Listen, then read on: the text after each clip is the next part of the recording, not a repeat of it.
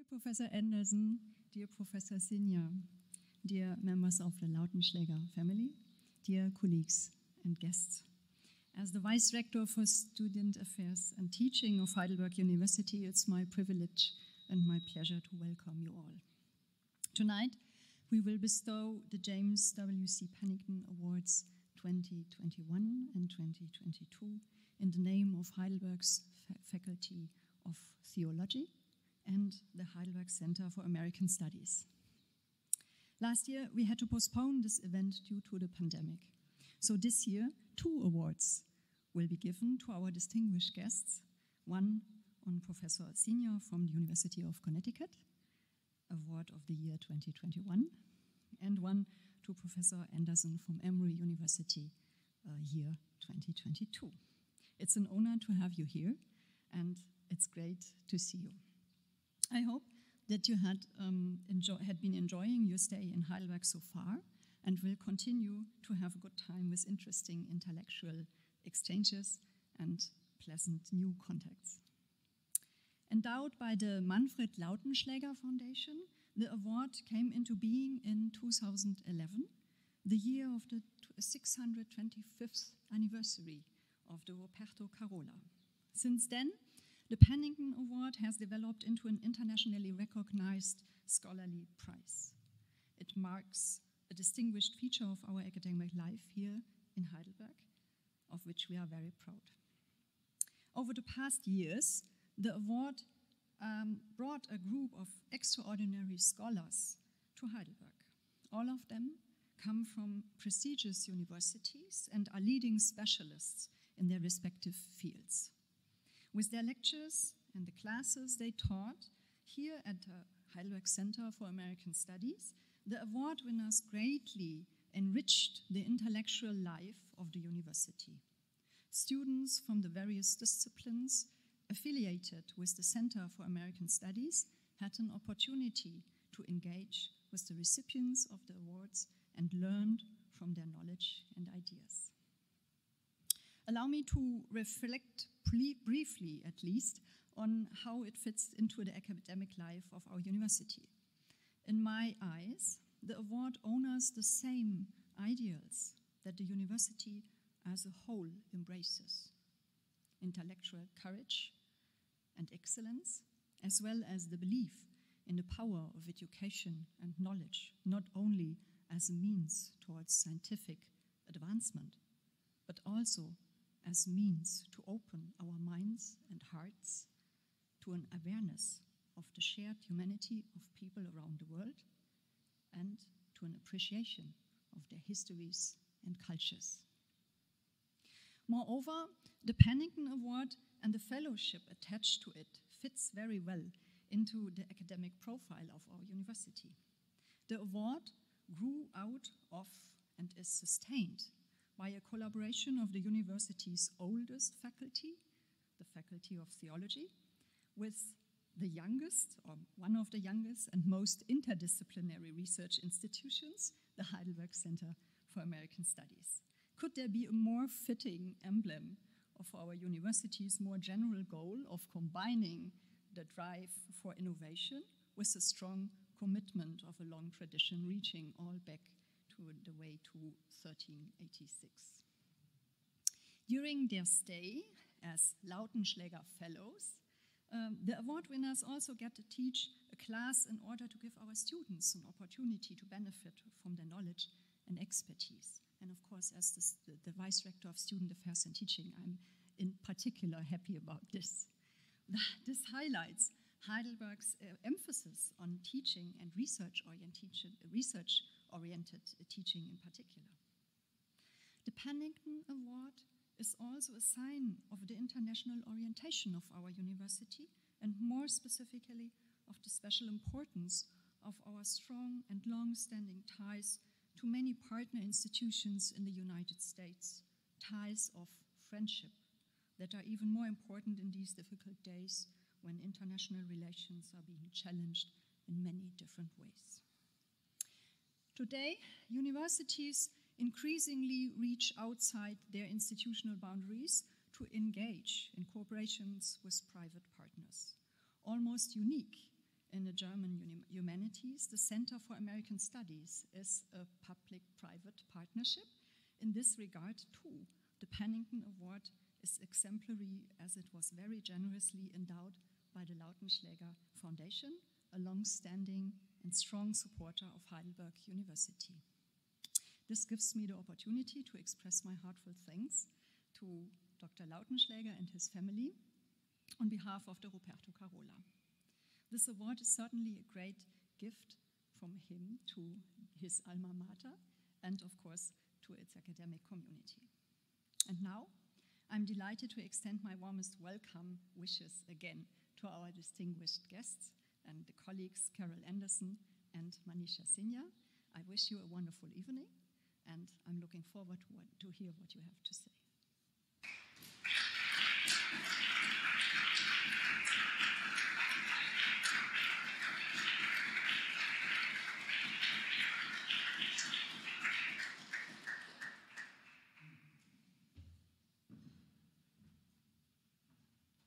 Dear Professors Anderson and Sinha, dear Vice Rector Professor Sens, ladies and gentlemen, after a 2-year break due to the COVID pandemic, the Manfred Lautenschläger Foundation is proud to once again bestow the Pennington Award.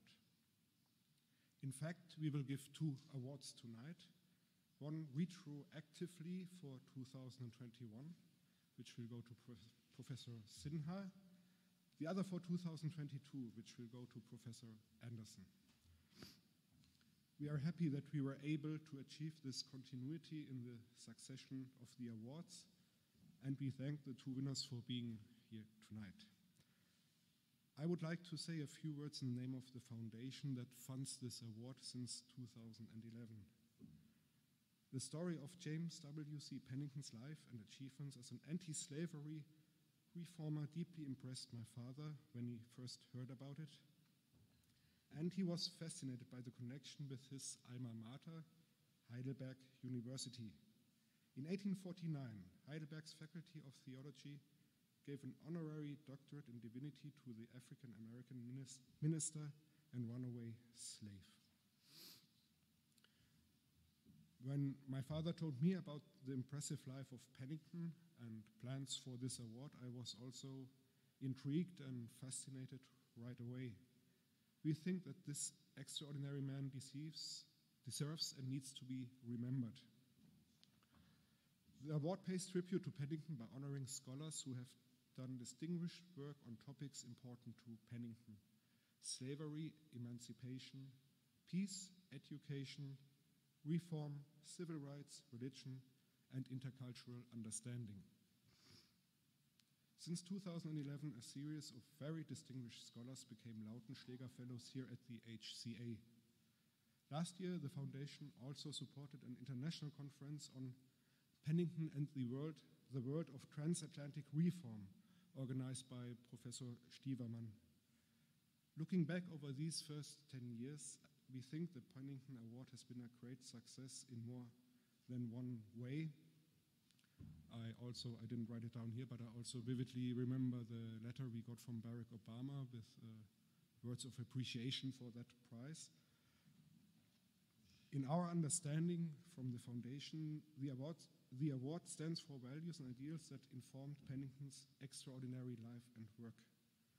These are also values and ideals that are reflected in many of the projects the Foundation supports: the furthering of education and scholarship, the advocacy of human rights and human dignity, and the promotion of mutual understanding and peaceful dialogue between cultures, races, and religions. At the same time, we are convinced that the scholars honored with the award will help an international audience to think about the wider meaning of African American history, culture and religion, the legacy of slavery, and the persistent problem of racism. And by saying persistent problem of racism, I mean it's easily said, but I mean a realistic threat that we have to be aware of every day. At least that's my opinion. For tonight's double award ceremony, we have changed the usual format. Instead of the traditional public lecture, The award winners will engage in a panel discussion with Professors Berg and Professor Steverman on the topic, the unfinished work of reconstruction, the long and ongoing civil rights struggle in the United States. This topic connects the expertise of both scholars and will allow us to learn from their work. I'm also looking forward to listen to what you have to say and discuss, and I thank you very much.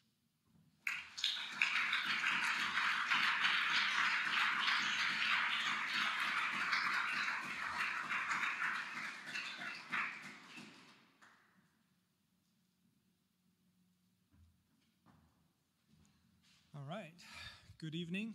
It is now my privilege to introduce to you the winner of the Pennington Award 2021, Professor Manisha Sinha, who is the James L. and Shirley A. Draper Chair in American History at the University of Connecticut. Professor Sinha is one of the foremost historians of American slavery, the abolitionist movement, the Civil War, and Reconstruction period.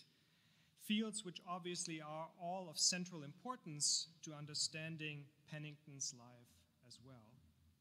It is therefore no coincidence that this is not the first time that Professor Sinha is speaking here in Heidelberg in connection with the Pennington Award. When the award was inaugurated in 2011, the HCA turned to her to give the lecture which put Pennington's life and work in a larger context. And I remember this very well. And if you want to read up on what Professor Sinha had to say in 2011, we also did a collection of the first Pennington lectures as a book, which is available. And last year, Professor Sinha gave a wonderful talk at the conference that was mentioned on Pennington and the world of transatlantic reform, also sponsored by the Lautenschläger Foundation. So she's a true friend of the program, the HCA, and Germany, I might add, with a very personal transatlantic connection. Her husband, Carsten, is a native of Germany. He will join her together with their son next week. So a warm welcome to you all, Manisha. It's very fitting that you now receive the 9th award. Professor Sinha was born in India and did her undergraduate work at the University of Delhi. She received her PhD then from Columbia University in New York. She taught at the University of Massachusetts Amherst for over 20 years before moving on to UConn, where she's now the Draper Chair, as I said. She's the author of a long list of publications. Let me just point out a few highlights here. Her first book, The Counter-Revolution of Slavery, Politics and Ideology in the Antebellum South Carolina, which came out with the University of North Carolina Press in 2003, is a comprehensive analysis of politics, culture, and ideology in antebellum South Carolina, in which Manisha Sinha re-examines the roots of Southern separatism and the causes of the Civil War. And she essentially recenters slavery as the underlying root cause of secession. So it was all wrapped around slavery, and I think that's a very important contribution. She then shifted her focus to the history of abolitionism, writing a series of important essays and chapters on the topic. Let me just name three in an exemplary fashion. A very insightful historiographic essay from which I have benefited a lot on the scholarship of abolitionism was contributed to the volume Prophets of Protest, Reconsidering the History of Abolitionism, came out in 2006. She also wrote a wonderful contribution on the significance and legacy of Black abolitionism for the volume she co-edited with Penny von Aschen, Contested Democracy, Freedom, Race, and Power in American History, came out with Columbia in 2007. Or, as my third and final example, the chapter, Did the Abolitionists Cause the Civil War?, which I also found very thought-provoking and helpful, and this was part of Andrew DeBanco's The Abolitionist Imagination 2012. Now, all of this work culminated in her massive and multiple award-winning second monograph, a real doorstopper, The Slave's Cause, A History of Abolition, published with Yale University Press in 2016. And in this book, Manisha Sinha accomplished nothing less than a deeply researched and learned comprehensive history, and the emphasis is on comprehensive history of abolitionism. Comprehensive in its chronological and geographical scope, it stretches from the first beginnings of abolitionist thought during the early colonial period through several waves of organized anti-slavery movements in the United States to the Civil War and beyond, in that she looks also at the legacy of abolitionism after the Civil War. And it is also truly Atlantic in its orientation. So she doesn't focus narrowly on the US, but also always traces the transatlantic connections. And it is comprehensive also in the sense that she looks at the contribution not only of well-known antebellum white activists, such as the famous William Lloyd Garrison, but also at generations of black abolitionists who made an equally, if not more important contribution to the cause, which subsequently was often kind of marginalized, including, of course, James W.C. Pennington, which he has a sort of a special place in the book as well. The book has been recognized as a major contribution to the field and the go-to resource on the topic, also in the classroom. It was longlisted for the National Book Award. For nonfiction, it was named Editor's Choice in the New York Times Book Review, Book of the Week by Times Higher Education, and one of the great history books of 2016 in Bloomberg News. Since The Slave's Cause, Manisha has continued to think about and write about abolitionism, of course. I just want to point out one more important publication in this field, which came out with American Historical Review in 2019, The Problem of Abolitionism in the Age of Capitalism. Very impressive essay there.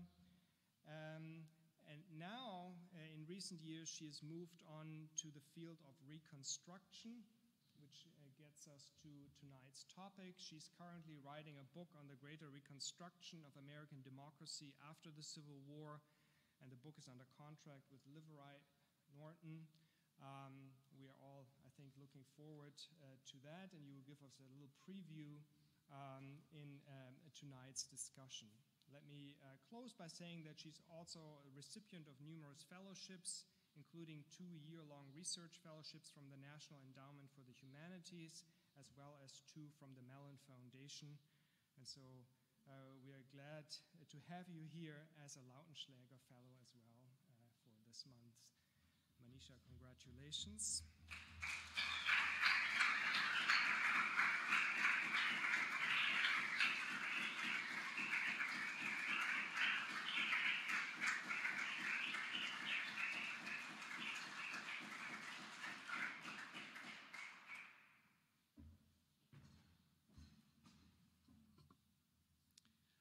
Dear Vice Rector Senz, dear Lautenschläger family, dear Professor Sinha, dear Professor Anderson, ladies and gentlemen.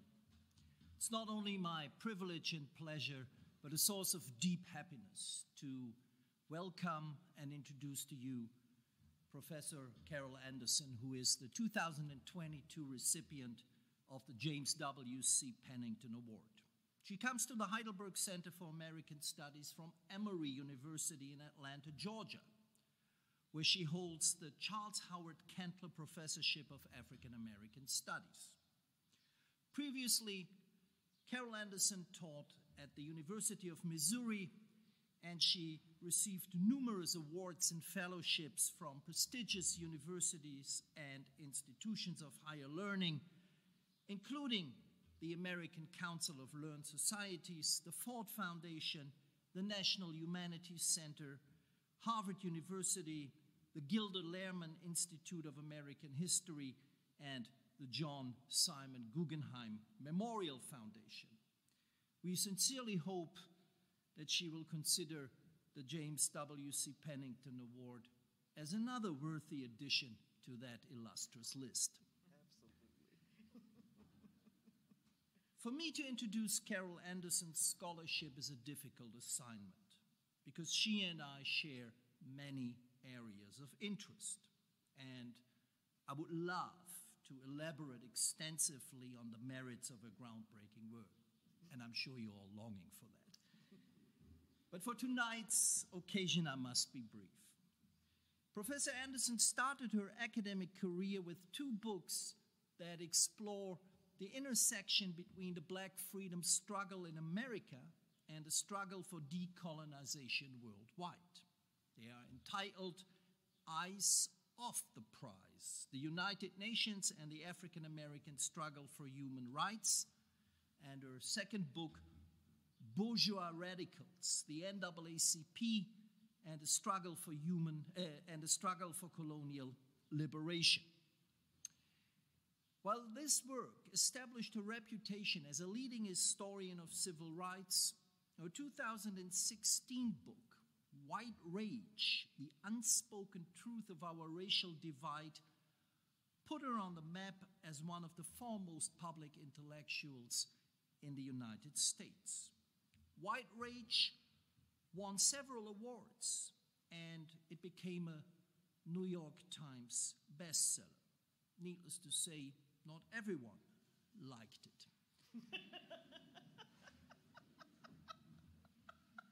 2 years later, her next book, One Person, No Vote, How Voter Suppression is Destroying Our Democracy, made a similar impact. The book not only recounts the history of racial disfranchisement in America, but lays bare present-day assaults on the right to vote under the guise of electoral fraud, and I think that rings a bell. Most recently, and I have to say with sad timeliness, her new book, the second, Race and Guns in a Fatally Unequal America, demonstrates how closely the right to bear arms, which its apologists celebrate as the guardian of American liberty, has been intertwined with the history of defending slavery and white supremacy. And if you want to know more about it, I invite you to listen to the latest HCA podcast that features Professor Anderson on exactly that topic. It is no flattery on my part when I say that Professor Carol Anderson is a leading African-American voice for social and racial justice. She's a regular contributor to influential media in the United States and abroad, and she has frequently served as an expert witness before governmental and congressional panels. In combining rigorous scholarship with taking a stand for the rights of poor people and minorities, she continues the great tradition of the Reverend James W.C. Pennington. Thus, we could not think of a better choice for the 2022 Pennington Award than her. The HCA feels honored that she graciously accepted our invitation to Heidelberg, and personally, let me add, I'm immensely grateful for the opportunity to co-teach a seminar on the history of African American voting rights with her. It surely was a wonderful experience from which everyone benefited, and I would say especially our students. So thank you very much, Carol. Thank you also for agreeing to join tonight's panel discussion on the unfinished work of Reconstruction, the long and ongoing civil rights struggle in the United States, which bridges the fields of expertise of our two recipients, the 19th century and the 20th century up to the present. Ladies and gentlemen, please welcome Professors Manisha Sinha and Professor Carol Anderson.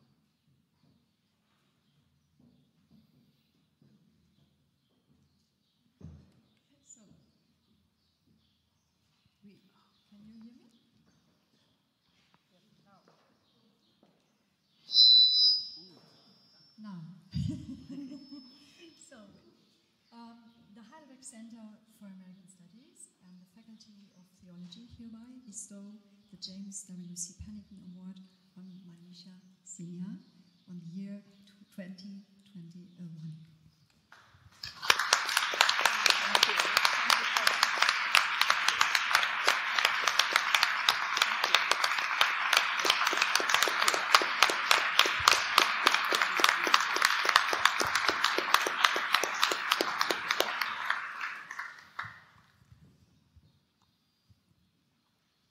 And so the second one for this evening, again, the Heidelberg Center for American Studies and the Faculty of Theology hereby bestows the James W.C. Pennington Award on Carol Anderson. Congratulations. Thank you so much.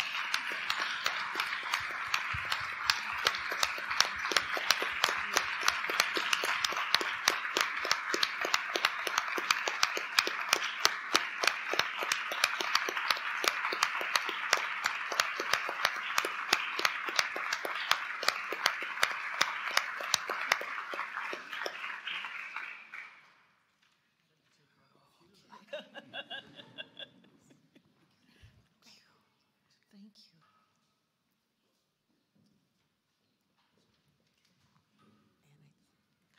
And we stay up here? I think so. Okay. Yes. Going to get a chair.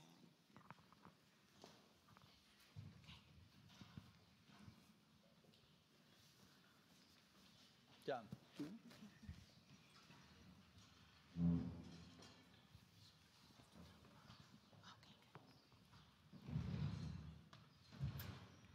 No, they'll stick close to you.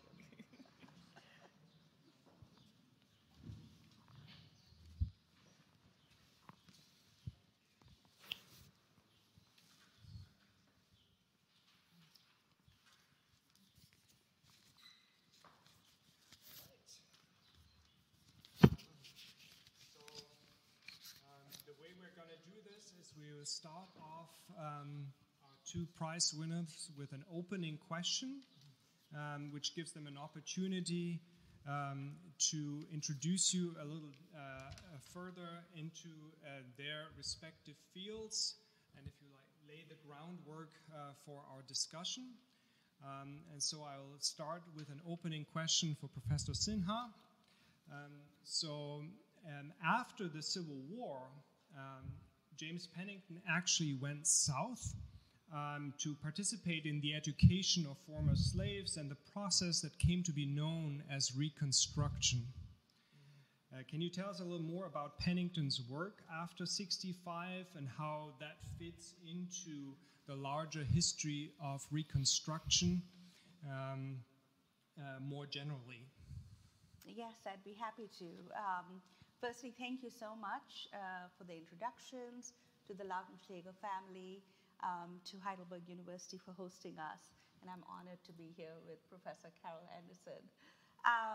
So, you know, everyone knows about James W.C. Pennington now, thanks to Heidelberg, recognition of his life work as an abolitionist, as a person who fought against slavery. They don't know much about his later life, when after the Civil War, he went down south for this period that is known as Reconstruction, the reconstruction of the southern states back into the Union after the Civil War. And like many other Black abolitionists, James W.C. Pennington taught enslaved people, freed people in Natchez, Mississippi. He saw himself as a Black Christian missionary who had worked earlier with freed people in the West Indies. So he really took this calling seriously. And I like this quote from him. He says, under slavery, we had a period of endurance and resistance. Now we have a period of resistance and self-assertion. And by that, he meant that this was going to be a long fight for Black citizenship. You know, what did Black freedom mean in the United States? And that was the central question of Reconstruction. It was not just the admission of the southern states back into the Union, but what would nearly 4 million freed people's status be in that union? Would they be equal fellow citizens of the American Republic? And Pennington worked towards that. After teaching in Mississippi, he goes back to Maine, where he is a minister for the Presbyterian Church. And then they send him to Florida during Reconstruction. And he's in Florida, and in his congregation are, black politicians, the first black state office holders in Florida, the first black congressman in the United States. This is an amazing period of interracial democracy in the United States when black men win the right to vote. And I think the only time when the South is a genuine democracy between the American Revolution and the Civil Rights Movement, which Professor Anderson studies. So Reconstruction is a very important period. It shows us that even in the 19th century, there was a possibility for black equality. It was overthrown by a program of racist terror, unfortunately. A lot of Germans and others looking at the United States today said, well, how can this happen in America? But it did happen after the Civil War. And Reconstruction is important to remember in American history, because if you think of other reconstructions in world history, like that of Germany and Japan after the Second World War, they were successful because the losers accepted defeat and accepted what had happened in terms of their complicity. The South never did. And that is an ongoing problem in American democracy. Maybe as just one follow-up question on this, could you talk a little more about the failure of Reconstruction and the underlying causes for that, including the ideological causes, which you just alluded to? You said they never accepted defeat. There's this development of what's often called a lost cause mythology in the South that still lingers and that prevents the success of Reconstruction. Could you talk a little more about that? Yes, I'd be happy to. I don't think of Reconstruction as a failure, though it is often portrayed. More of this in my new book. So it's often portrayed as a failure. I think it was the tragedy of Reconstruction is not that it failed, but that it succeeded and was overthrown. And it was overthrown through a combination of racist terror, through terror groups like the Ku Klux Klan, the so-called White Leaguers. They had the red shirts.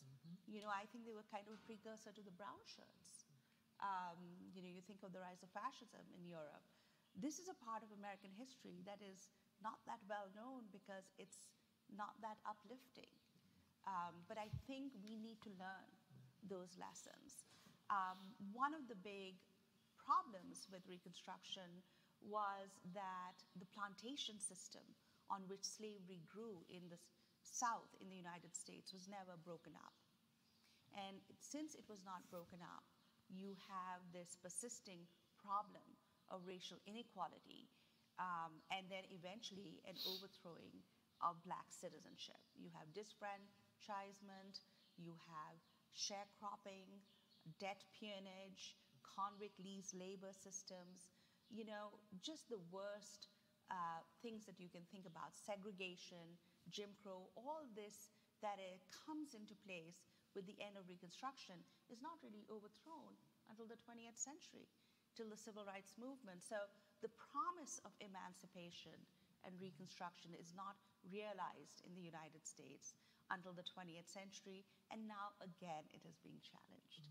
So it's an important part of history to learn from. Yeah, let me follow up on that and direct my question to Carol. Carol, Eric Foner's famous book on Reconstruction was entitled America's Unfinished Revolution. C. Van Woodward, also a Southern historian who wrote a lot and very influential books on Reconstruction and the New South, called the Civil Rights Movement the Second Reconstruction. And now we have calls out for a third Reconstruction.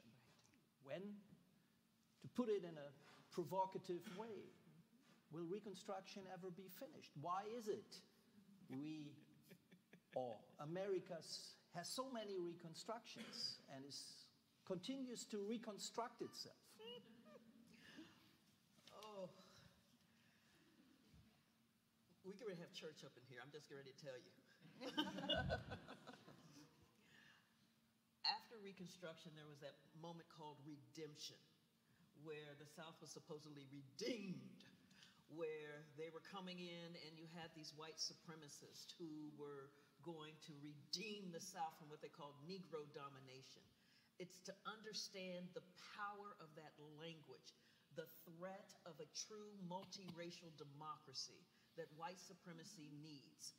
And so you saw that language and the fear, and not only the violence, but what I call the bureaucratic violence that rises up and crafts legislation, crafts judicial decisions that are designed to undermine African Americans' equality, African American citizenship.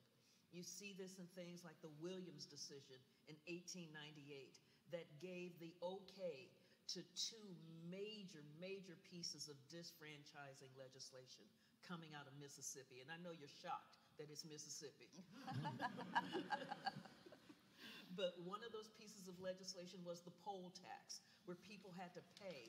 And the way that they had arranged it was it became 2 to 6% of a Mississippi farm family's annual income to be able to vote. Imagine having to pay 2 to 6% of your annual income every year to vote. And you are already broke because you have had centuries of unpaid labor, followed by the black codes coming in right after the Civil War that were designed to reinstall slavery by another name. And then coming back then with sharecropping and peonage, which is debt slavery. So you are already broke. And so coming up with 2 to 6% of your annual income to vote, and the U.S. Supreme Court says, yeah, that's fine, because everybody has to pay. I'm like, not everybody has slavery in their legacy, in their history. And they did the same thing with the literacy test. They said, you have to be able to read a portion of the Constitution because we want a really informed, engaged citizenry that's going to vote. Well, here's the thing. If you deny the enslaved the right to read, the right to education for centuries, where you torture them, where you will kill them if they show that they're literate, and then you have severely underfunded black schools coming in after the end of slavery, after the end of the Civil War, and then you are requiring them to be able to read a constitution as if they have a JD, a Juris Doctorate from the Harvard Law School? Come on. So what you do as a state is this is why I'm getting to your question, why do we have to reconstruct the reconstruction of the reconstruction? It is because you get these kinds of legal shenanigans that are cloaking white supremacy. The legal shenanigans that say, we think that this is fair and right and just and is what we need for a great democracy.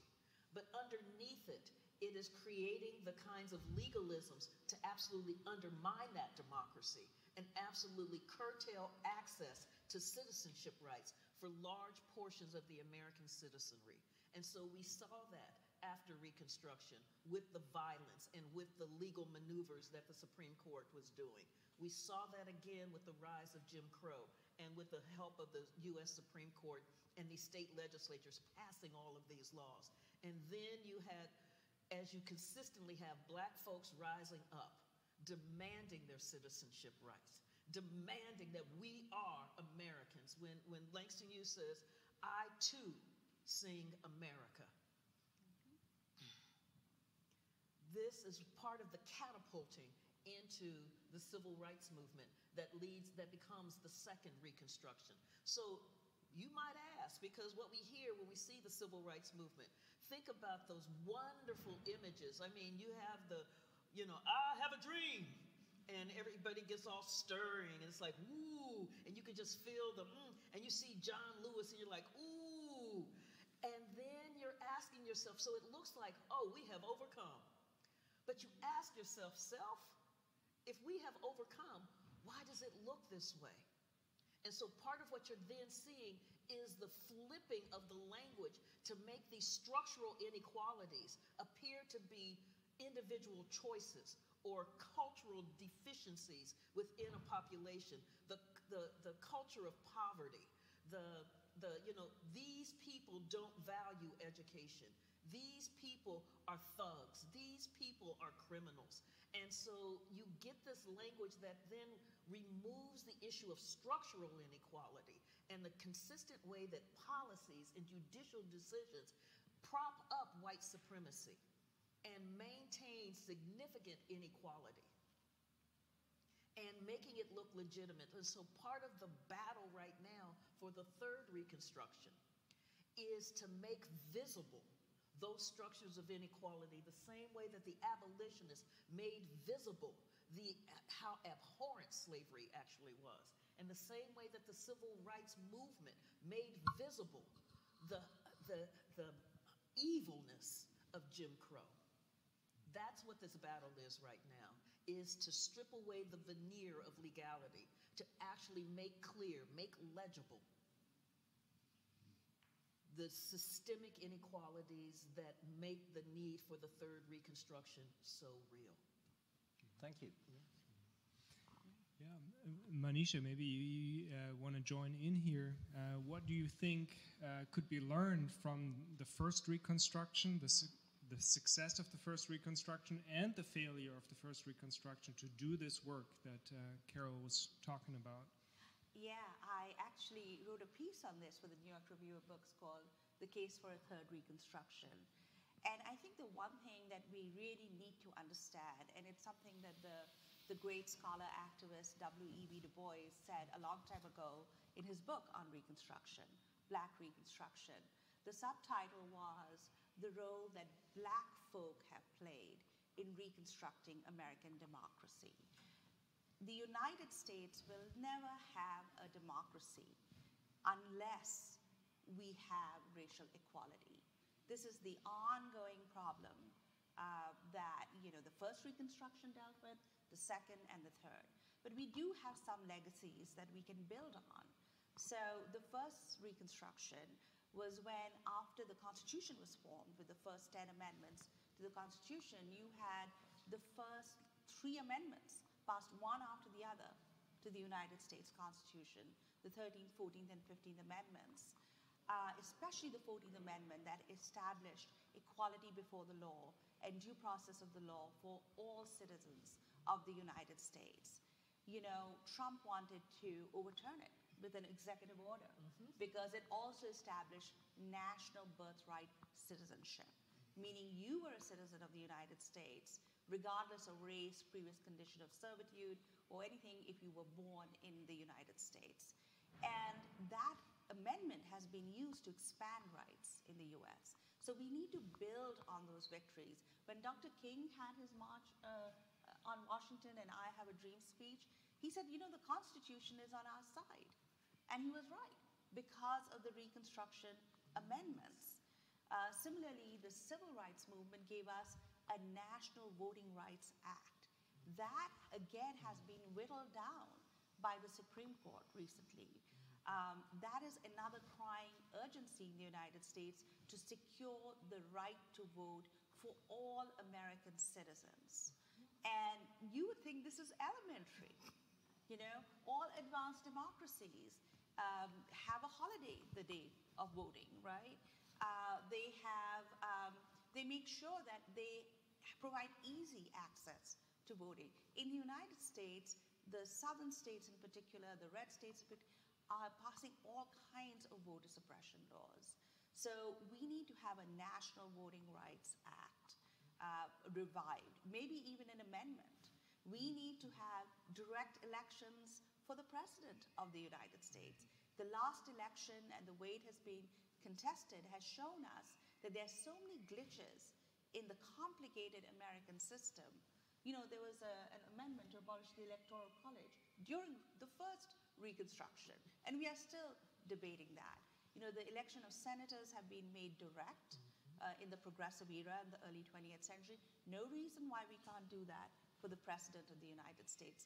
So there are a number of systemic reforms that can be done. But most importantly, I think most Americans need to look at African Americans, people of color, as equal citizens of the Republic.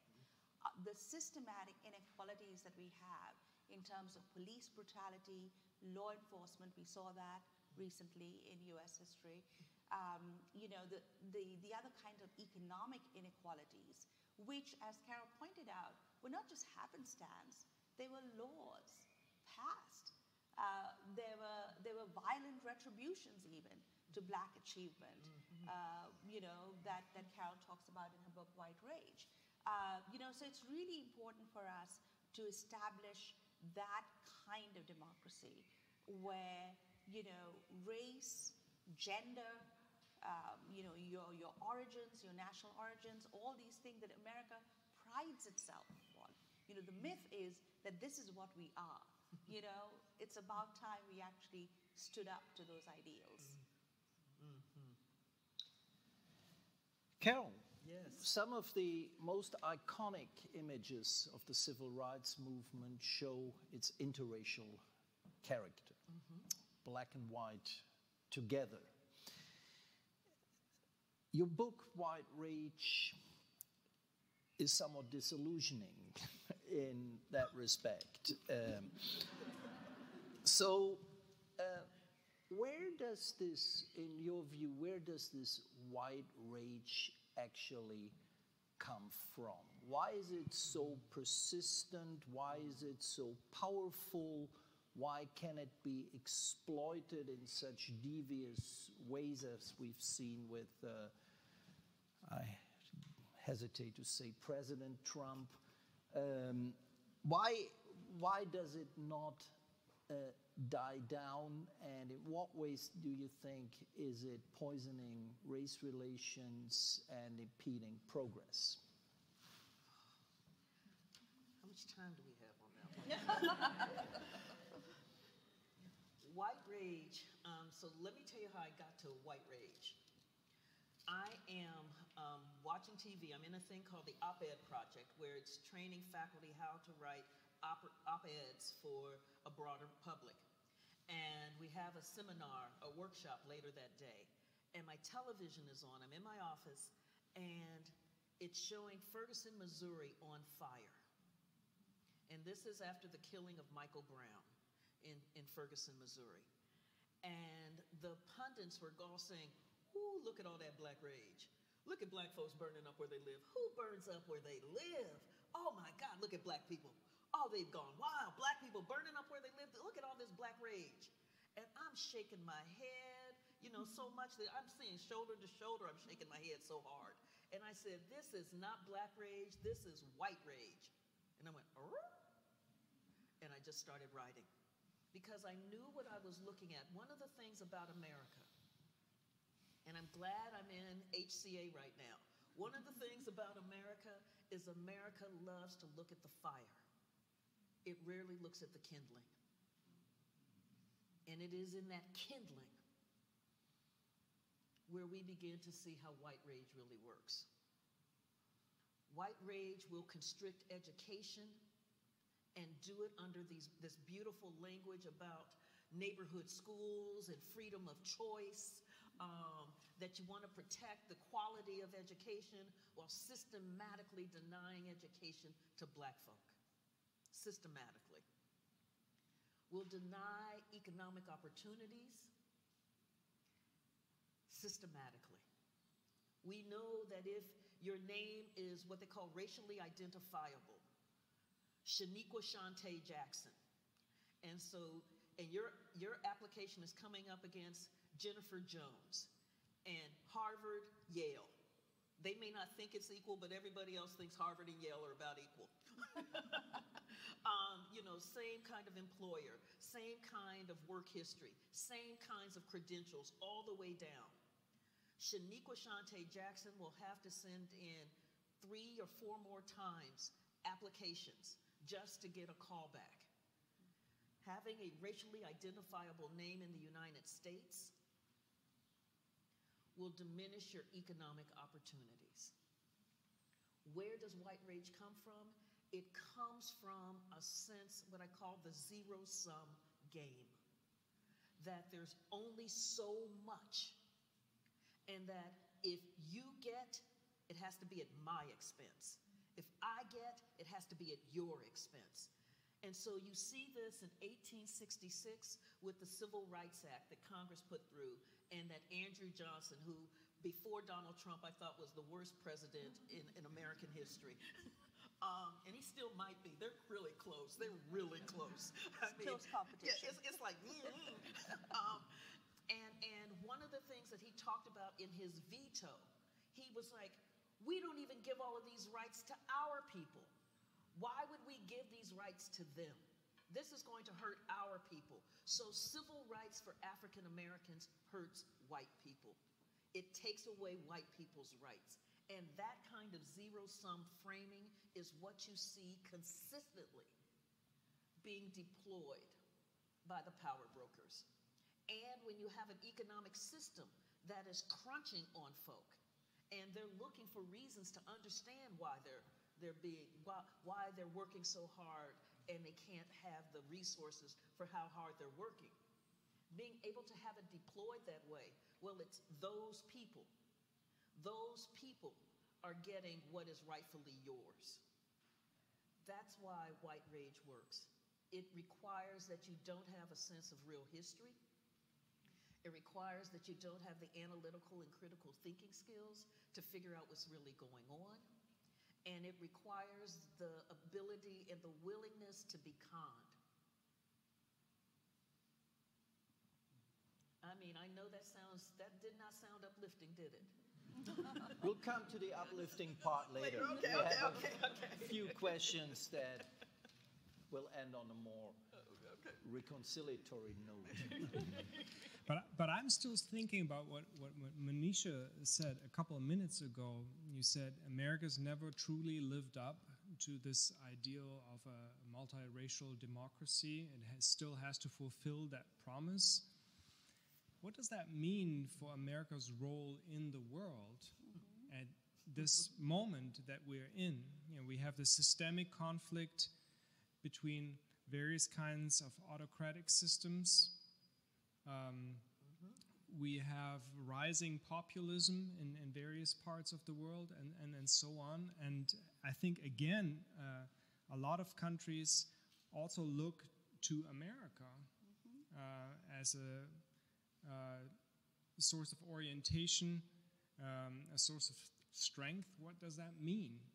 This unfinished business of reconstruction for America's role in the world today. That's a great question, Jan, because, you know, we need to look at American history, and traditionally it was always taught that, you know, somehow America always had these problems, right? Yes, they had slavery. Yes, they dispossessed and even killed many Native Americans, but that somehow America kept self-correcting, that somehow American history was this linear march of freedom, an unproblematic march of greater and greater freedom. So everyone around the world looked at it. You know, it was a shining city on a hill. It was the example, the oldest experiment in Republican, with a small r, government, representative government. This was something that the world could aspire to. And of course, during the Cold War, that was the ideology that Americans wanted to project. Well, actually, the history is far messier. You know, I wouldn't say it's all of this or all of that. You could also just flip it around and say America's always been racist, and it's completely racist, and it's awful, and you know, that's the way it's always been. But if you look at Reconstruction, and if you look at the Civil Rights Movement, and you look at American history, it's always been contested. It's always been contested with what Lincoln called the better angels of our nature, and this, you know, reaction that Carol described so well. Exactly, where people, a majority, let's say, certainly in the South, the failure to imagine Black people as equal citizens of the Republic, the failure to understand the role of African Americans in expanding the boundaries and contesting the boundaries of American democracy and freedom. If you think of all the achievements the Reconstruction amendments. I would even include the 19th Amendment giving women the right to vote, which was modeled after the 15th Amendment that gave black men the right to vote. So women's suffrage, or even if you look at the civil rights movement and the national laws, this was all coming out of tremendous struggle and tremendous sacrifice and tremendous backlash. Even today, there's that unregenerate neo-Confederate 30% of the population who will vote for Trump tomorrow and who will continue to say that the elections were stolen. I think American history is full of examples that can be uplifting, fighting down and putting down. I feel really happy when I see the Confederacy lose. I'm like, that's a good thing. I feel happy when I look at the civil rights movement win its victories in the teeth of strong opposition, because, again, as Carol mentioned, and Andrew Johnson is famous for this, for saying things like, that somehow rights, individual rights, they're like a limited amount of them, that if you give them to some people, somehow it's like a pie, an economic pie. You give a slice to someone else doesn't get it. And, it's just, it's not the way that we want to build an interracial democracy. So when it comes to the world, I think America can be inspiring. We did elect President Barack Obama. We do have Vice President Kamala Harris, right? But there'll still be people who will mispronounce their names on purpose in the United States today.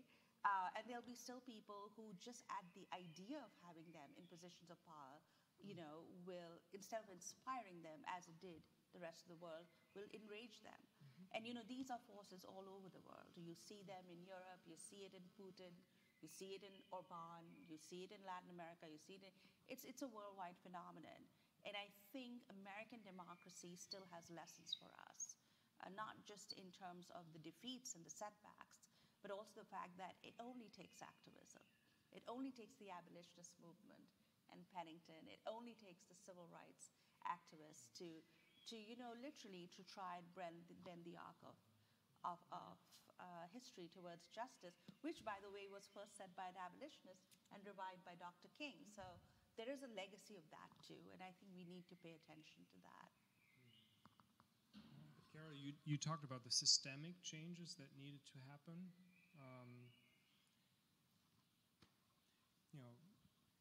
But if you look at the bipartisan situation, you have a bipartisan system. What are the chances that the United States can actually reform the system and remedy these systemic ills with this kind of tribalization and hyper-bipartisanship that we're seeing today? This is, again, where, just like the abolitionists, just like the civil rights folks, just like Stacey Abrams and Fair Fight and the ACLU and the NAACP and the Legal Defense Fund and Black Voters Matter and Asian Americans Advancing Justice, those grassroots fighters, those grassroots workers are turning out the vote, knowing that, understanding the levers of power in the system, and that if you get enough folks in the right positions, you can make those changes. You can make those changes and you can begin to deal with the systemic issues. And so that is, I think there's one part of that arc that we're talking about. It is this battle between our better angels and, frankly, our demons.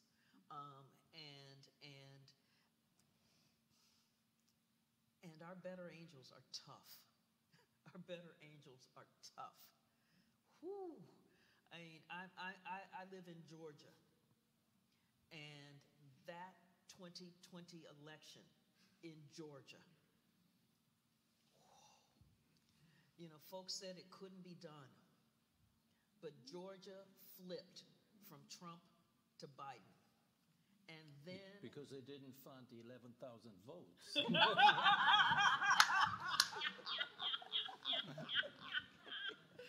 Okay, Manfred. And in that Senate runoff race in January, Reverend Raphael Warnock and John Ossoff, a black man and a Jewish man, were both elected in a runoff. Black voter turnout in that runoff was 92%. Black folks weren't playing. Not playing. That is where this struggle is. That is where this fight is. That is where imagining what democracy could be is. And it is in that continuing imagining how great this thing could be if we could pull it together, if we could silence those demons, or at least get them to shut up. It could be amazing, because the kinds of structural issues that we're talking about, the massive systemic inequalities in American society, where like the 0.1% own like 85 gajillion, billion, trillion. I'm making that number up barely. It is where the access to healthcare, one of the things that COVID-19 did was to really expose the massive disparities in access to quality, affordable healthcare based on race and class in the United States. Imagine what that could be. And that is where these struggles are. And that's where the difference is going to be. That demonic side, they're shrinking. They're shrinking. Their numbers are shrinking. But isn't that exactly part of the problem, that what we're really seeing in American society, in white American society, and it's also a driving force of white rage, is a demographic panic, that the share of broadly speaking white people has dropped from 90% in 1960 to fewer than 60% in the latest census, that by the year 2045, white people will be a plurality, no longer majority. Mm-hmm. But at the same time, I would also see what you really need is African Americans. They're around about 13%. Hispanics, they're growing, but 18%. But what you really need is, and I think the history of Reconstruction underscores that point, is multiracial solidarity, multiracial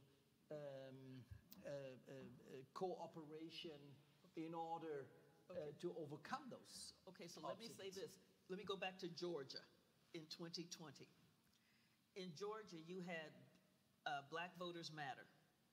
You had Fair Fight. You had Galeo, which was the Hispanic organization. You had Asian Americans Advancing Justice. You had organized labor comprised primarily of white working class folk, all working together.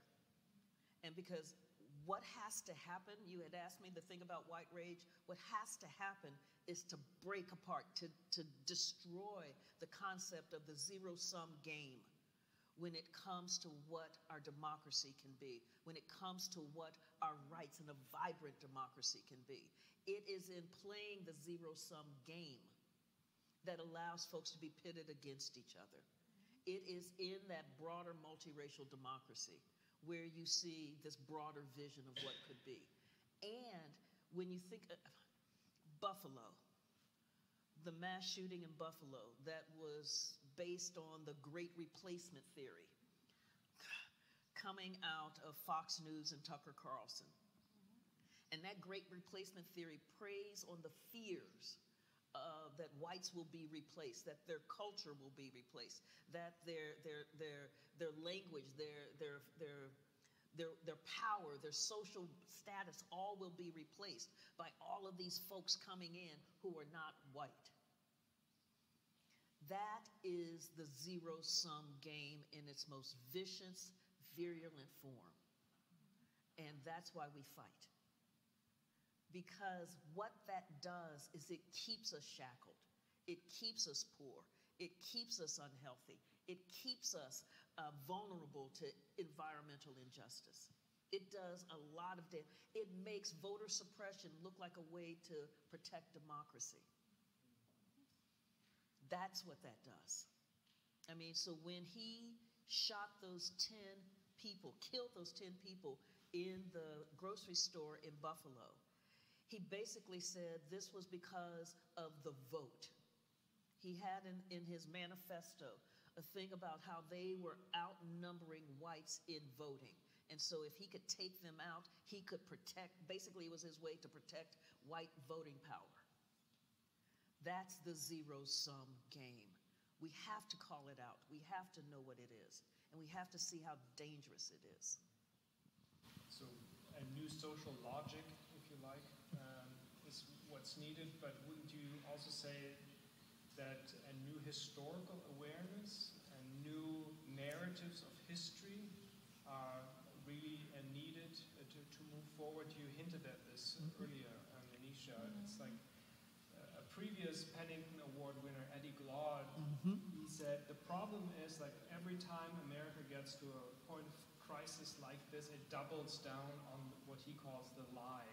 The myth of American innocence and the myth of American progress, and that it's moving forward to ever greater accomplishments of freedom and equality and so on and so forth. And America needs to look at its own history in a new way and come up with new narratives.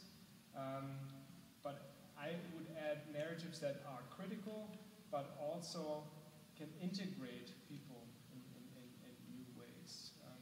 Can you think about that for a moment? What could those narratives look like? So How do I you, think that's, if I may follow up on that, how do you integrate neo-Confederates into a narrative about the Civil War and Reconstruction? This is you can integrate them by painting them as the villains that they are.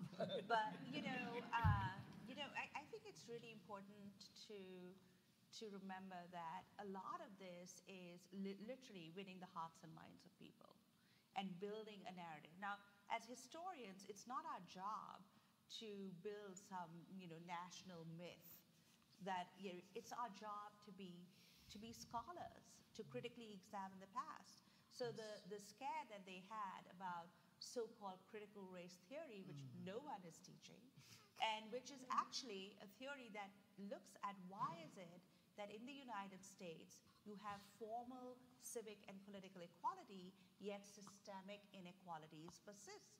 And this is what systemic inequalities in law enforcement, systemic economic inequalities, and this is a theory that is taught in law school by legal professors, by law professors. So what do? The right in the United States, including our favorite Tucker Carlson, very happy to say I declined to be on his show. I said I don't want to get any more death threats by your viewers, but they put up this bugbear of critical race theory, and in that they included teaching the history of slavery, teaching the history of the civil rights movement, basically American history. They're the same people who fought against evolution, in the 20th century. So these are not the kind of people that you can win over because they're dogmatic.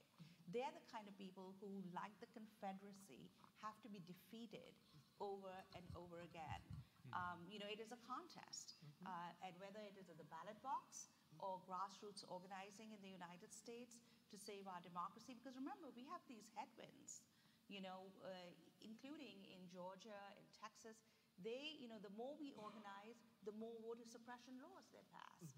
In Houston, there were thousands of ballot boxes that were just removed. They vanished before the 2020 elections. And so instead of all these false ideas about voter fraud, which rarely occurs in the United States, you actually had systemic voter suppression. Same thing, they're talking about critical race theory. Meanwhile, you have an idea like the Great Replacement theory that was formulated in the early 20th century by social Darwinists, scientific racists, the kind of people who inspired European fascists, including the Nazis, right? And now suddenly that's fashionable in the United States, in the extreme right. So those people you can't integrate, you have to defeat them. You have to have kind of a situation where you hold them accountable. A person like Tucker Carlson, they have blood in their hands because the young man, the deluded young man who went and killed people, he believed all this rubbish that they were saying. You think about Goebbels, we have Goebbels-level propaganda going on in the US right now through Fox News and other right-wing channels, social media. You know, unless these people really accept that they are completely wrong, I actually think it would be dangerous to integrate them in our national narratives. Unless people in the South, you know, those Southern whites, and not all of them, but those who still cling to the lost cause and the Neo-Confederacy, that becomes a way for them to oppose current legislation, current progressive ideas. We don't have a social state the way you have in Germany. Why? This is the root of many of our problems today, and I think, you know, it has to be addressed precisely in those ways. You know, it's not a question of saying there's some sort of forgotten silent majority. That's a propaganda talking point too. We really need to understand the reality behind these ideas. Yeah, I think we have a hardcore group that cannot be reached. But I also believe that we've got a vast swath of people who want to know. They know something's wrong. So when I used to go out pre-COVID days and give talks on white rage, my audience was overwhelmingly composed of white Americans because they knew something was wrong and they wanted to know what it was. And the conversations were always engaging and enlightening. And it was the way that you build by having real history, by providing real evidence, because to me, there's a vast swath of folks who want the evidence, who want the real history, and not the myths of George Washington chopped down the cherry tree and he could not tell a lie. I'm like, really, really, dog? And so what they want to know is, how did we get here? Because it's this thing where you know something's not right. Something's just not right. How did we get here? And I think historians doing the heavy, heavy lifting of getting into those archives, doing those interviews, doing those analyses, and writing really good books. That is how we begin to build a real narrative. And the pushback is real. You know, I have said that right now our democracy is under attack by land, sea, and air. The land attack is the assault on our voting rights. The sea attack is the effort to wash away the teaching of real American history, so that we don't talk about slavery, we don't talk about Jim Crow, we don't talk about the Indian removal policies. And the air attack is the loosening of our gun laws, while saying that political violence is a legitimate political discourse. And we're seeing the threats to our election workers and our election officials and our poll workers. That's the assault that we're under right now. Making that clear, making that legible, because so folks understand how precariously perched American democracy is. I believe that we would be willing to fight for it, because that's what I have seen consistently, is that when it is clear how precariously perched it is, Americans stand up and fight for this thing. I think we've reached the end of our time here. You spoke about how important it is to write those good books. And again, we want to thank you very much for doing that work. Yes, I think the big takeaway is how precarious democracy really is, not only in the United States, I want to say, and it's a project that needs constant reconstruction and constant effort everywhere.